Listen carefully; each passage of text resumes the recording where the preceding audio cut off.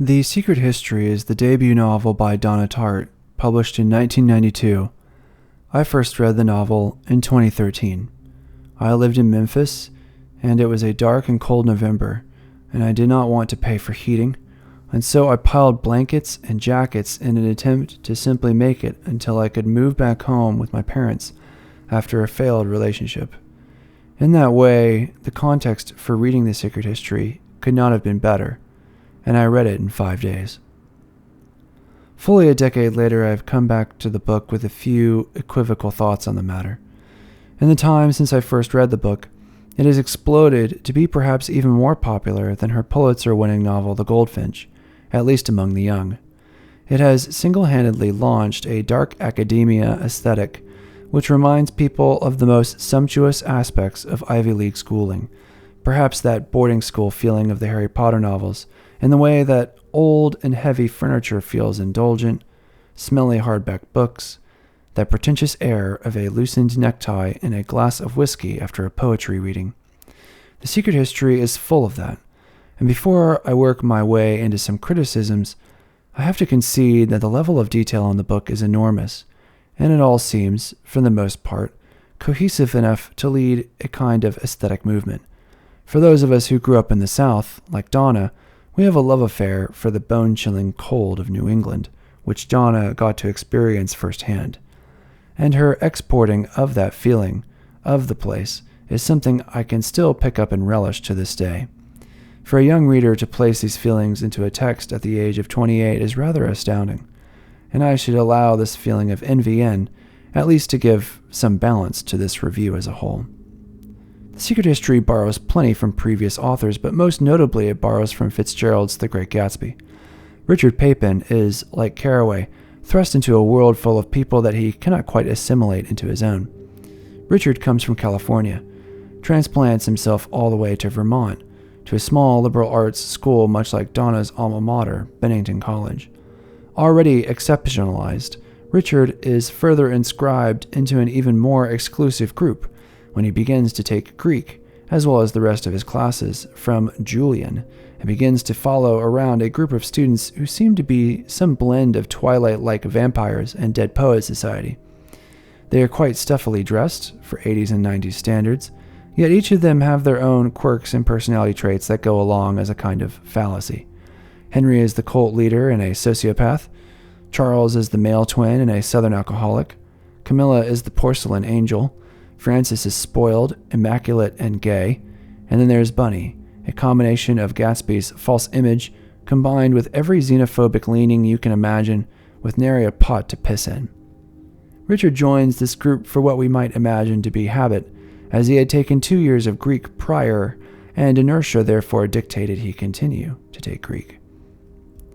In the beginning of the novel, there is quite a lot longer of an expository period before the rising action begins than most novels, so I find its popularity surprising on this account alone.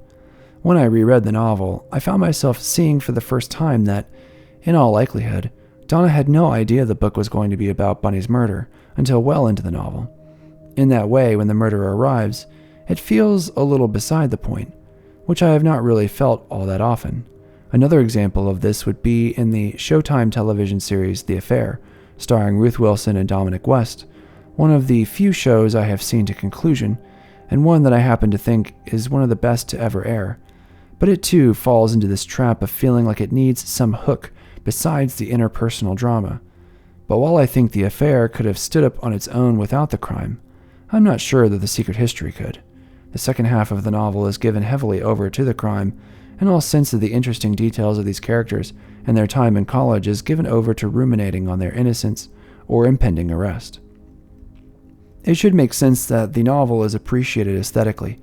Even Richard himself admits at the beginning of the novel that he has a morbid curiosity for the image, for appearances. So too does Donna. All along the way, details take over in the novel to such an extent that they could have become the novel entirely. It is completely possible that, when Henry has this desire for a Dionysian bacchanal, it is in fact Donna, hoping to perform an imagistic and imaginary ritual to get the plot going. Strangely, with the first murder, it doesn't work. The story moves along just as normally. But suddenly the second murder sticks, and Bunny becomes the one heavily scrutinized. If Bunny dies, it seems to have less to do with the fact that he knows about when the group murders the Vermont farmer, but instead they seem to kill him because he's a magpie, earnestly collecting the money, the small accessories, and the stories from those around him. And his response to these things is to be so racist, homophobic, and misogynist that, in all likelihood, the reader doesn't mind him dying either. All of this to say that I think there is a profound disconnect between the imaginary and the symbolic in Tartt's novels. In a similar way to when a television show depicts school, like when Spencer studies in the courtyard of her high school in Pretty Little Liars, you respond incredulously, knowing no school is taking place at all. The same holds true for The Secret History, where Papin encounters such characters as Laura Stora and Judy Poovey and George LaForge. The difference between Tartt's school and J.K. Rowling's Hogwarts castle can serve us well here, where Rowling expertly creates a latticework of staff, students, and the news that is embedded in scene and summary in a way that marries the images and the plot rather nicely.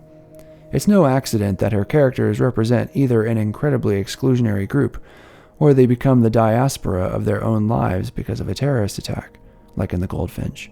I suspect this is because Donna has a knack for intricate detail, but she's unable to zoom out her eye in a way that allows for context. Therefore, when I reread The Secret History this year, I found it very, very long. Some of these details are rather beautiful, but feel vacant, while others feel drastically absurd.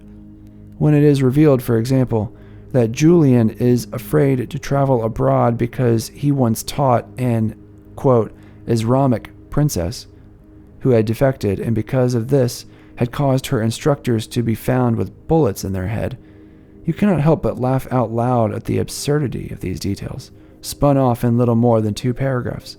Paragraphs that could and certainly should have been deleted for the sacredness of what we ended up with now. Now, obviously, because Donna is one of the best authors we have, we sort of need to concede that what I am critiquing is contradictory. On the one hand, I do not like when the murder mystery seems to take over a plot that I thought had unfinished business. On the other hand, these images seem to be their own story, which can sometimes veer into the absurd. So what, exactly, am I looking for here? It was in this self-analysis that I had to concede that, although I had a soft spot for The Secret History in the past, I had to admit to my wife that she was right all along, and that The Goldfinch is clearly the superior novel. That is because Donna is able to take this underlying weakness of hers and interrogate it as the central pillar of the Goldfinch story. What is art to us when, underneath, our lives are crumbling?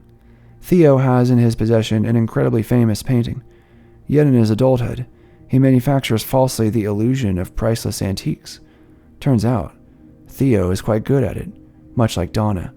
The inscription of her style into the substance of Theo as a character makes Theo one of the best-formed characters in American literature, and will likely be the peak of her writing, whatever comes next.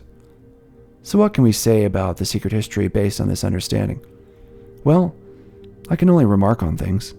The substance abuse problems in both of these books do not help to stymie the rumors that Donna Tartt can outdrink anyone she meets.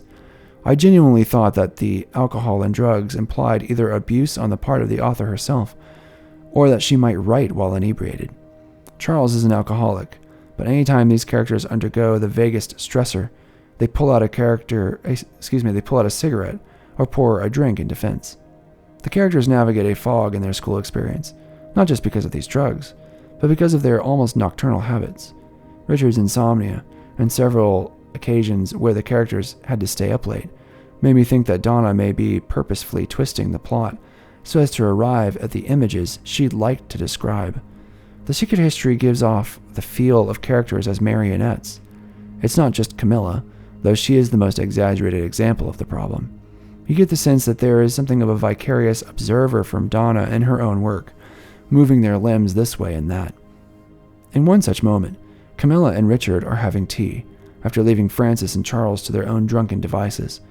The passion for Richard he feels for her in that moment is overwhelming, and he claims that this passion is an overture for more, quote, violent passions. Just after, he claims that his tea is too hot, and places it back on the table. Anyone with the psychological understanding can see that with these two details next to each other, we see Donna's desire displacing itself into the too hotness of the tea. This oscillation back and forth between intense pleasure and reparation is a key component of the novel, and I suppose it's a compliment. I happen to believe, whenever people praise Donna Tartt's pacing, I suspect it has to do with this oscillation between presence and absence. Richard encounters characters in scene, and while her scenes can oscillate between 2 sentences and 20 pages, I never feel the weight of that, instead feeling the length of the novel as a whole. That's a very interesting discrepancy that I hope made sense as I described it. Beyond these scenes and their immediate runtime, their significance is difficult to quantify.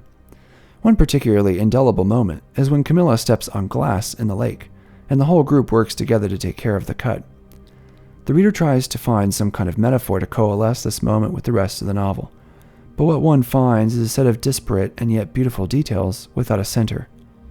That to me is the biggest difference between The Secret History and The Great Gatsby. While they share quite a lot structurally, Fitzgerald's novel was, though experimental in its day, also very anchored in its details in such a way that it is studied to absurd limits in secondary schools in the United States. What does the green light represent? What does the yellow car represent? What are the eyes of Dr. T.J. Eckelberg looking at? I am mocking this kind of education, but I think it is revealing that we can so readily identify that Gatsby is described by Carraway as being like a Geiger counter, and yet to make these kinds of inferences in The Secret History is profoundly more difficult. Keep in mind that both authors wrote these novels around a similar age, and also keep in mind that substance abuse pervades dangerously the lives of these two and surround their characters. I'm not saying that authors should dedicate themselves to a kind of formalism that is forced and obviously reliant on such new critic symbolism. But I think we can see that Fitzgerald's details are densely chosen and evocative in such a short novel, while Donna's are pretty and engaging, but ultimately ambiguous in their intention. Perhaps, if one wishes to create a movement, this is the key insight.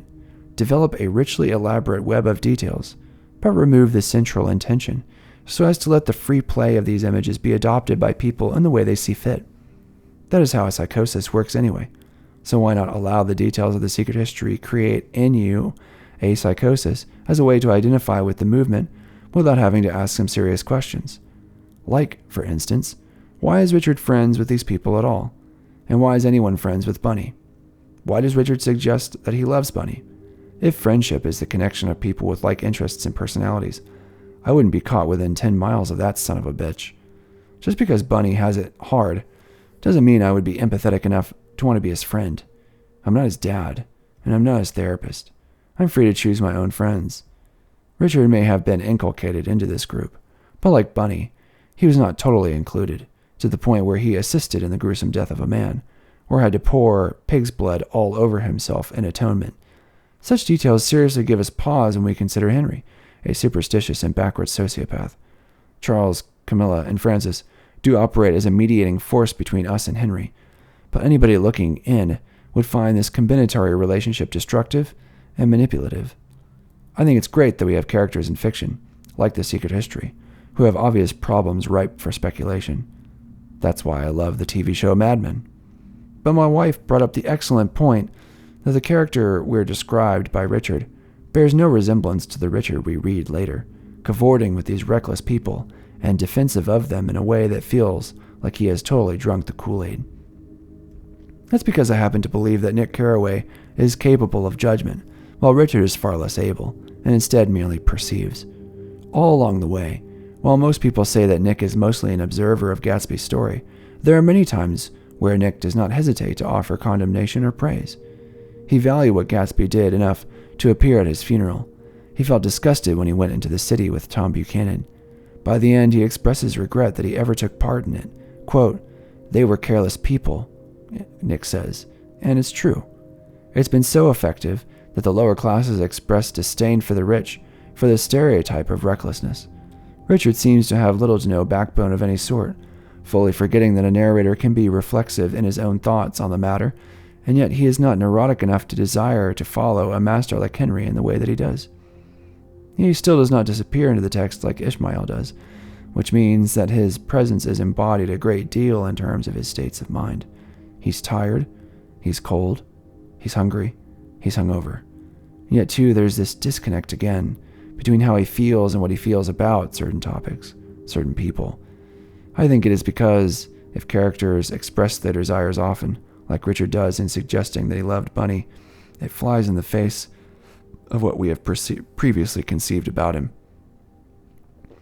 All this lack of moralizing aside, did I find the book entertaining? I think rereading the book has been more of a chore than I like to admit.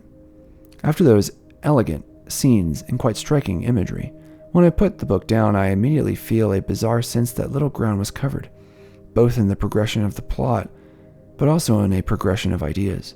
Despite the fact that the book takes place in a liberal arts college, very little about ideas makes itself obvious. There are, of course, meanings you can pull from the novel, about the danger of ideas when abstracted too far from their original context. In the latter half of the novel, you paradoxically get an indictment about the terrifying hold of parochial and rural opinions, backwards thinking. In between these two bookends, you perhaps get some unintended lessons from the reading, like how, for example, you wonder just what exactly Richard has learned at this rather expensive school. It's hard enough to encourage the humanities without drawing the conclusion that all it does is incentivize murderous and violent behavior. Perhaps John Adams was proved correct through The Secret History when he wrote that a scholar was made alone and sober. Donna writes repeatedly of money, of having it and not having it, which gives her novels a Dickensian flair. Both are represented here, so I'm not sure if I want to dwell on it. I happen to think that Donna writes the internal experience of being a man rather well, at least for a sensitive and pensive person like myself. It would be difficult for me to say the same about Judy Poovey, Camilla, or Laura Stora, and their inclusion as girls. Here we have overdeterminations and underdeterminations of girls, respectively, at least how we stereotype them, whereas the boys seem to get the slightest of variations. I think the fetishization of the college experience is something I just cannot get behind anymore. I have read a great deal since then. If anything, college was my start to education, certainly not the place where the magic happens. The thing I regret the most about college was not that I didn't read enough, but that I didn't party around as much as I should have. To accentuate that in arts and literature also sounds appalling, given the state of binge drinking and sexual assault that seems to pervade the place. As a result, I never feel as though the imaginary ideal of school ever rests securely on what we actually have in the United States, which is outrageous tuitions, student debt, books like The Tyranny of Merit, which state that students are basically imprisoned by their work ethic so as to climb to the top, while the rest of us earn degrees we hardly ever use, and ever-dampening wages. The Secret History, either as a warning or as a fetish, did not land in either territory in the same way. I have read a great deal and am grateful to school, but I could have done that with a library card. What we seem to care more about is the appearance of intelligence, rather than intelligence itself, which I think universities will always struggle with.